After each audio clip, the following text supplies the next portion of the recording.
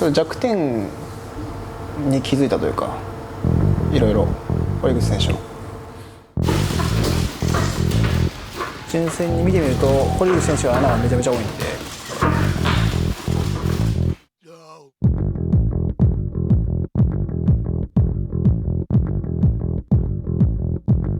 実績がないのに強いってやりたくないですからね。多分嫌だと思いますよ。でそれも分かってると思います、堀口選手は。プロでまあいっぱいしかしてないですけど、そのいっぱいは僕がたまたまセコンドついてないんですよ。それ以外は全部勝ってるんで、結構パニックになると思うんだよね。でこっちが取る、世界はひっくり返るよね。ひっくり返ります。全て変わりますね。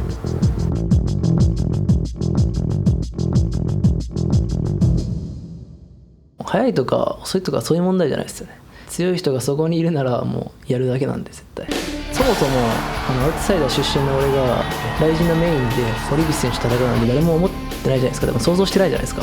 オファーはってああそうかと思います。はい、そうきたかと。はい、実際今までそうやって無理だって言われていることを、実現させてきてここにいるんで。例えば外人連れてきたとしても名前がないわけじゃないですか。そしたら盛り上がらないわけじゃないですか。だったらまあ甲斐君は試合やってるし、まだ徐々に来てるから、いいんじゃないかなっていう、自分もそう思ったし。ライジンのバンタム級結構層が厚いんですけど、その対堀口において一番強いというかスタイル的に、選手が弟ですね。あの4人と遜色はないと思います。はい、腰の強さは多分堀口選手より強いと思います、僕は。テイクダウンディフェンスとかにおいてで、打撃がバンタム級の中でも多分一番強いのは弟。堀口選手も天心以外でこんだけスピードのある、打撃力を持った選手とやったことないと思うんですよね。みんな今までやってきた選手は堀口選手をすごい過大評価しちゃってるんですよね。すごい幻想を抱いてるとかでビビって打ち込まれて、見てなくて倒されちゃってる。俺はビビらずに戦えるっていうのは間違いないです。だからそんな簡単に倒れないです。やっぱり喧嘩してたから頭がいいっていうか、勝負感が強いですよね。ガーッといって勝てるほど甘くないと多分知ってると思うんで。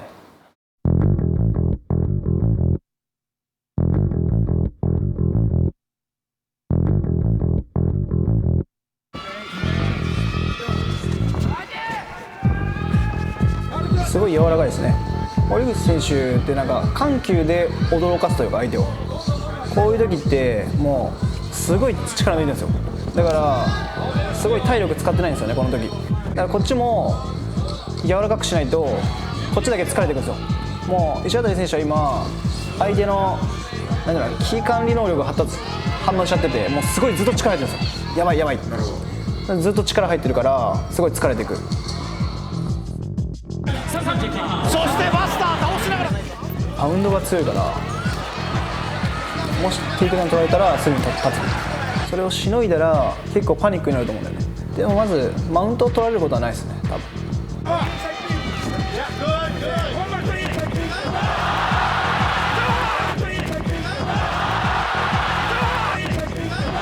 サウスポーに対してのカウンターができちゃってるんで、僕は前回ゴム格闘技の対談で軽くマススパした時も僕両方使ったんですよ、サウスポーとオーソドックス。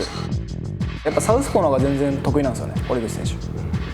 目をつぶらないんで堀口選手って得意のカウンターがはまったって感じですかね。強いですね、普通に。今の距離詰めていくのはいいと思うんですけど、やっぱ見ながらいかないとダメですよね。多分最後西田選手とか見えてなかったと思うので、ああいう攻め方になっちゃうとカウンターもらっちゃうので詰めた方がいい。さあいよいよ戦いが始まります。シューズを履いているのがベン・ウィンです。すごい圧力で前に出る。左のフック、いい作戦ですね。結構なんか組で雑な時結構あるんですよ、意外と。組んでる時は休憩してるから、そこは休憩させない方がいいと思うんだよね。あれの踏み込みがちょっとやっぱ予測できない。左見れた、見れましたね。この選手の失敗はずっと攻め続けてしまったことですね。とタックルがなかったこと、そしてあんまり目が良くないのに詰めてる。結構入ってると思います。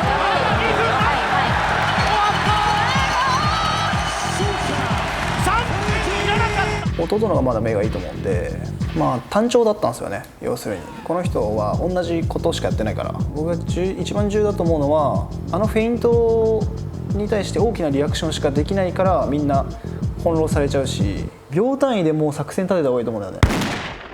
テクニックをつけることができればもう一気に攻略ができる。攻撃した時に最後癖があるんでが入る。全部の攻撃に神が合わせてくれるっていうのも一つのまあできるよね。うちできるし、苦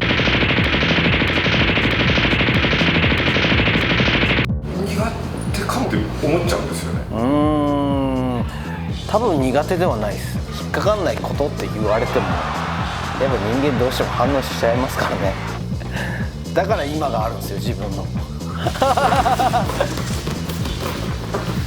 前からですけど分析はすることになってるのは思ってました。考えてますよね、それは。はい、やっぱ勝つやつは考えてるんで、寝技も打撃もスポーツになってるんで、しっかりとそうやって分析していかないと勝てないですよね、今の格闘技は。だからそのマイク・ブラウンとかコーチたちがすごいやってくれるんで、アマンダ、コービー、マスビダル選手を輩出してるっていうんで、世界中のコーチの中で一番優れてるじゃないけど多分表彰されたんだと思います。趣味なんですよ、見るのが。でそれでずーっと見てるんですよ。癖を見て自分に何にも言わないでまずは練習させるんです。これここで使えるから、ここで使えるから、ここで使えるから。すごいんですよマジで。使えることだけ、もう無理そうなら省いちゃう。教授これ無理ならもう省いちゃう。これやれあれやれじゃないんですよ。あと俺の声を聞いてればちゃんといけると思う。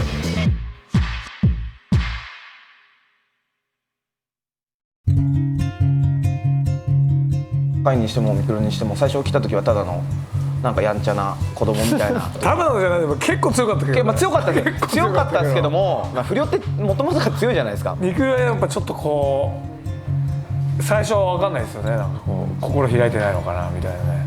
カイはやっぱ素直だし、いろんな人にこういろいろ教えてもらうじゃないですか。負けず嫌いもすごいと思うんですけど、やられたことに対して必ず疑問を持ったりとか他の選手とかにあんまないのかもしれないですよね。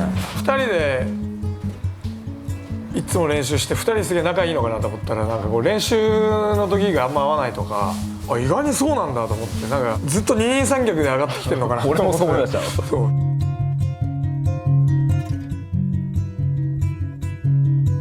何回も言ってますけど、僕はねヤンキーじゃないですね、全然。まあ男なんでやらなきゃいけない時はやってましたけど、反面教師じゃないですけど、俺はこういう風にはなっちゃいけないなって思ってましたね。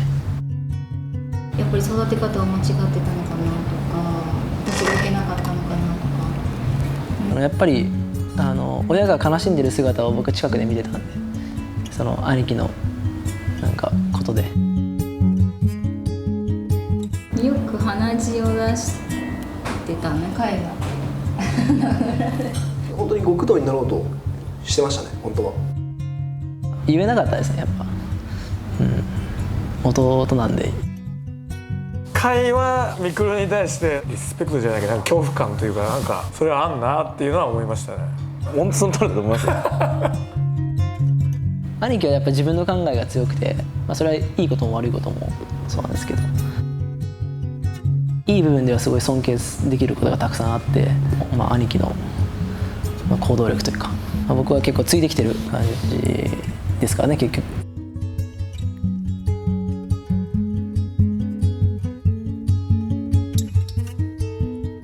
はっきり言って一生兄弟だから一生兄ちゃんなんだろうけど、初めて同じ目線に立てる可能性があるというか、そういう試合だなと思う。そうですね。そこも一つの目標になってるかもしれないですね、僕の。兄貴を認めさせるというか。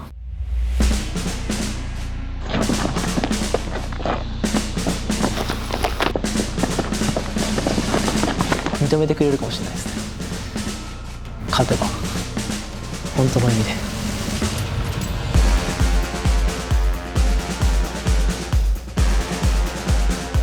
っくり返ります。全て変わります。一つ言えることは俺はビビらない。世界が震撼するんじゃないですか、俺の試合で。足を引っ張りたくないっていうのがありますけど、やっぱり兄貴が活躍してるのに勝ち続けてるし、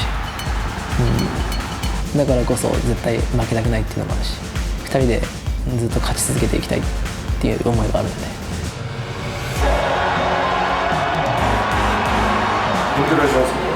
見ました。落ちてますね。多分モチベーションが持てないと思うんですよ。自分はあれじゃないですか、ベラトール行ったりとか、まだこれからやらなきゃいけないことがある。やっぱり調整してくる人もいますけど、いっぱいやっぱそういう立場になってきているので、自分が勝ち続けることによってやっぱ日本の格闘技は多分盛り上がってくると思うので、それを自分は目指していると思いま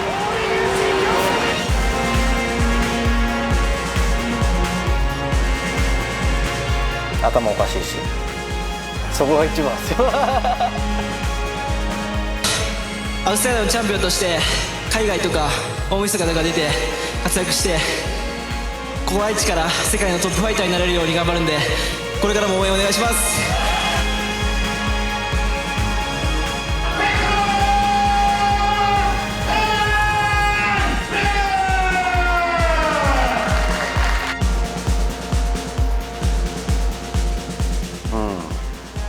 なんかどんどん集まってきましたね自分が言ってたように、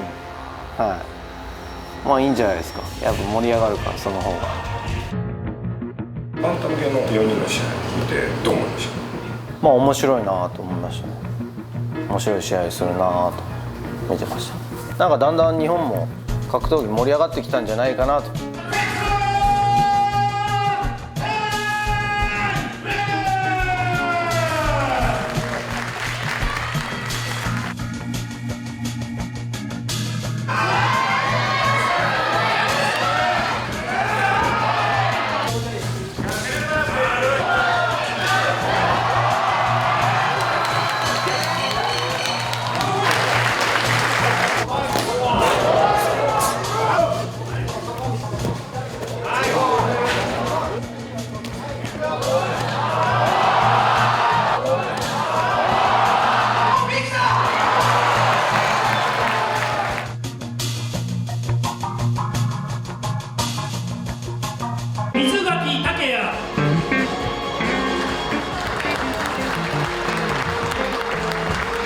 堀口選手と戦うためにここに来ました。本当に格闘技人生残り短いと思いますけど、そこにたどり着けるように必死に頑張ります。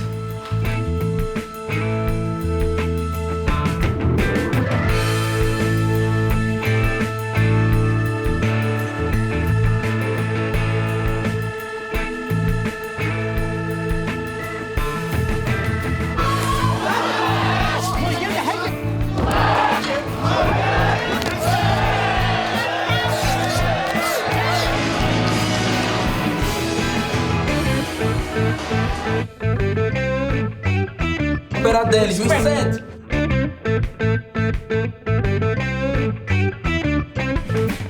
大本命ガチガチは堀口恭司。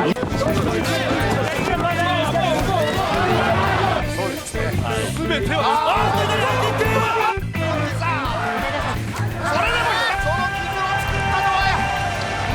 はい、ここでいかない中村、ここで止められた。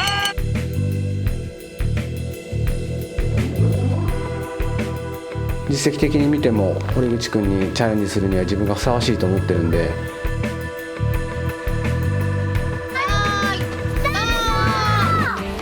一歩一歩しっかり踏み込んで、一歩一歩しっかり踏み込んで。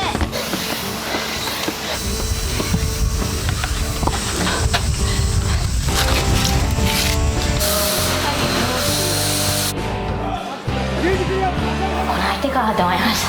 ちょっと怖い相手だなっていう。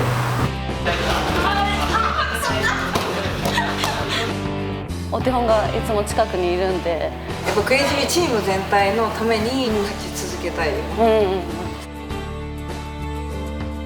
負けが続いちゃったんで、いい意味で大きく裏切りたいですね。一皮むけだなって思わせたい。